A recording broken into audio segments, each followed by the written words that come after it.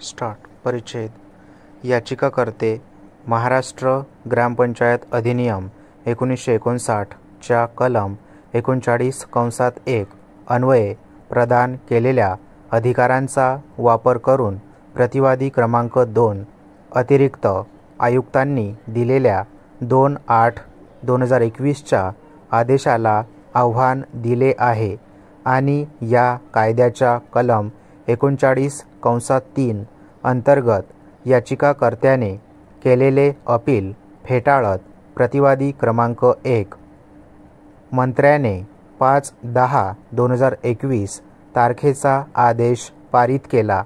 याचिकाकर्ते ग्रामपंचायत टेकडी पारशिवनी नागपूर चे विधिवत निवडून आलेले सरपंच आहेत.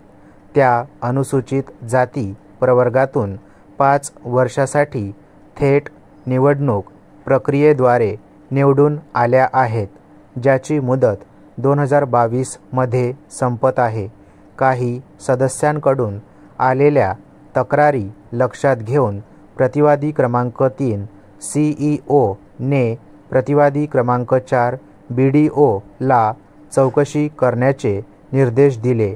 BDO ने सादर केलेल्या प्राथमिक अहवालानुसार प्रतिवादी क्रमांक 3 ने प्रतिवादी क्रमांक 2 च्या परवानगीचे या कायद्याच्या कलम 39(1) अन्वये कथित चौकशी केली. प्रतिवादी क्रमांक 3 ने सादर केलेल्या अहवालावर कारवाई करत प्रतिवादी क्रमांक 2 ने याचिकाकर्त्याला सरपंच कार्यालयातून काढून टाकले आहे. प्रतिवादी क्रमांक 1 माननीय मंत्र्यांनी या कायद्याच्या कलम 39(3) अन्वये याचिकाकर्त्याने दाखल केलेले अपील फेटाळून लावले म्हणून ही याचिका. परिच्छेद याचिकाकर्त्याचे विद्वान वकील श्री S.P. भांडारकर यांनी सांगितले की प्रतिवादी क्रमांक 3 ने या कायद्याच्या कलम 39(1) अन्वये चौकशी केली नाही. ते सादर करतात की CEO ने आपले मत स्वतंत्रपणे लागू केले नाही, परंतु प्रतिवादी क्रमांक 4 BDO ने सादर केलेल्या प्राथमिक चौकशी अहवालाच्या आधारे निष्कर्ष काढले आहेत. या कायद्याच्या कलम 39(1) मधील अनिवार्य तरतुदीचे उल्लंघन करून हा आव्हानित आदेश देण्यात आला आहे, असे त्यांचे म्हणणे आहे.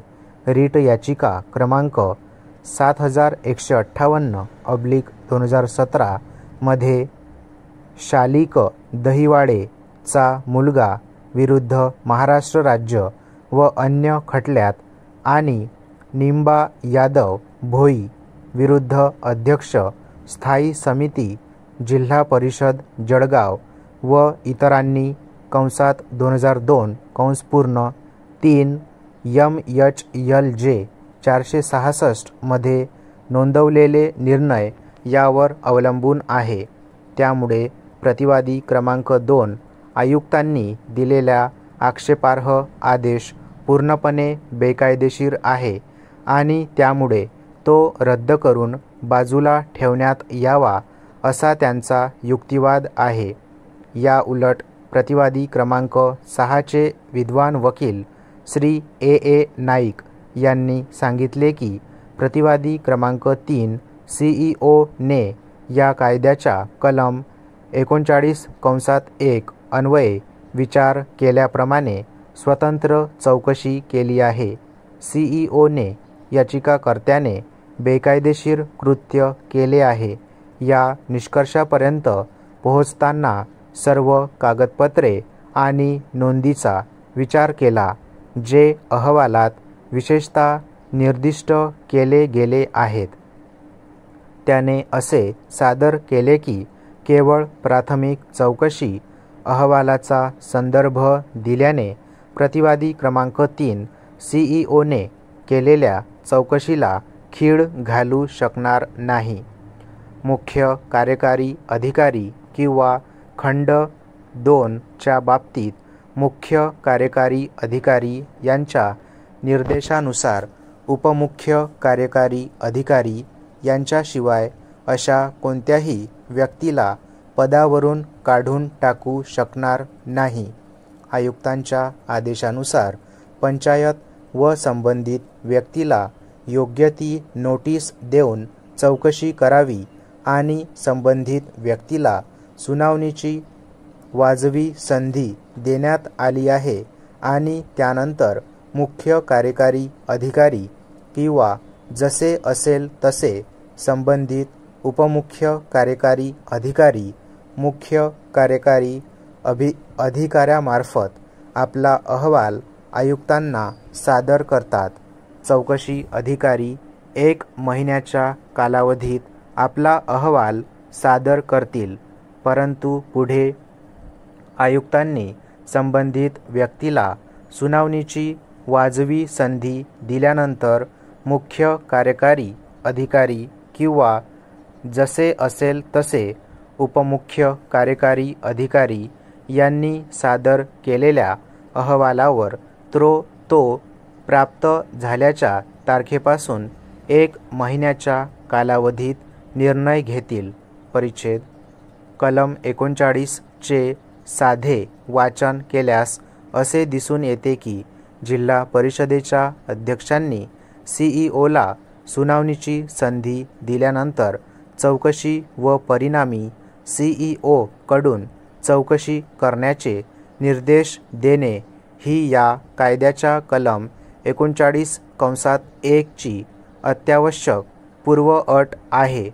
निंबा यादव (सुप्रा) प्रकरणात या न्यायालयाने या कायद्याच्या कलम 39(1) ची व्याप्ती आणि विस्तार विचारात घेतली आहे आणि या कायद्याच्या कलम 39 मधील तरतुदी अनिवार्य स्वरूपाच्या आहेत असे म्हटले आहे. हेच नकारात्मक स्वरूपात आहे, ज्यात काही पूर्वअटींचे काटेकोरपणे पालन केल्याशिवाय एखाद्या व्यक्तीला सरपंच पदावरून काढून टाकण्यास विशेषतः मनाई आहे. परिच्छेद तात्काळ प्रकरणात याचिकाकर्त्यांची सरपंच म्हणून निवड झाल्यानंतर त्या अधिनियमाच्या कलम 39(1) अन्वये विहित प्रक्रियेचे अनुसरण करून अपात्र किंवा काढून टाकल्याशिवाय ती ज्या कालावधीसाठी निवडून आली आहे त्या कालावधीसाठी पद धारण करण्याचा अधिकार होता. नोंदीवरून असे दिसून येते की प्रतिवादी क्रमांक 3 सीईओने प्रतिवादी क्रमांक 4 बीडीओला पंचायतीच्या काही सदस्यांनी याचिकाकर्त्यावर केलेल्या आरोपांची चौकशी करण्याचे निर्देश दिले होते. बीडीओने नेमलेल्या पंचायत समितीच्या विस्तार अधिकाऱ्याने प्राथमिक चौकशी करून अहवाल सादर केला. त्या अनुषंगाने प्रतिवादी क्रमांक 3 सीईओने प्रतिवादी क्रमांक 2 आयुक्ताकडे या कायद्याच्या कलम 39(1) अन्वये याचिकाकर्त्याविरुद्ध चौकशी करण्याची परवानगी मागितली.